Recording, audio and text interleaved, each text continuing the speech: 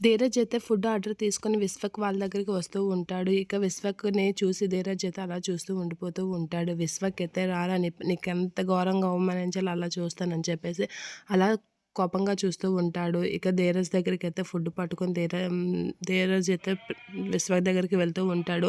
అలా విశ్వ దగ్గరికెళ్ళేసరికి ఏంట్రా ఫుడ్ అంటున్నావు సార్ ఏదిరా అని అనేసరికి ఫుడ్ తీసుకోండి సార్ అనేది అంటూ ఉంటాడు ధీరజ్. అలా అనుకునేగానే ధీరజ్ దగ్గర విశ్వక్ ఫుడ్ తీసుకోగానే నేల పడేస్తూ ఉంటాడు. అలా నేల పడేయగానే ఒక్కసారిగా ధీరజ్ షాక్ అవుతూ ఉంటాడు. ఏంటి వీడు ఇలా చేశాడు అనైతే షాక్ అవుతూ ఉంటాడు.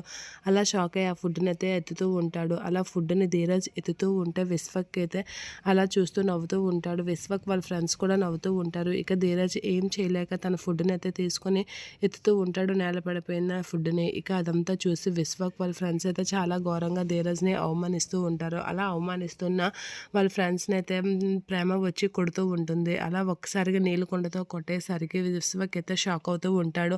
అలా షాక్ అయ్యి అలా చూసేసరికి ధీరజ్ అయితే ప్రేమ వైపు అలా చూస్తూ ఉంటాడు. ప్రేమే కూడా ధీరజ్ వైపు అలా చూస్తూ ఉంటుంది. ఇక చాలా కోపంగా ఉన్న ప్రేమను చూసి ధీరజ్ అయితే షాక్ అవుతూ ఉంటాడు. ఏ ప్రేమ నీకు ఈ విషయం సంబంధించింది కాదు అని చెప్పేసరికి ఆగు అనేత అంటూ ఉంటుంది. అలా అనగానే విశ్వక్ అయితే నువ్వు ఇందులో ఇన్వాల్వ్ అవ్వకు అనంటే, ఏంట్రా నాకు సంబంధించిన విషయం కాదు అంటున్నావు. ఇది ధీరజ్ నా మొగుడు. నీకు ఆ విషయం తెలుసా?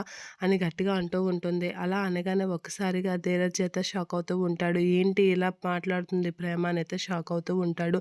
ఇక ప్రేమ అలా అన్నీని ఎదిరించేసరికి తన కోసం ఎదిరించేసరికి ధీరజ్ అయితే ప్రేమ వైపు అలా చూస్తూ ఉండిపోతూ ఉంటాడు.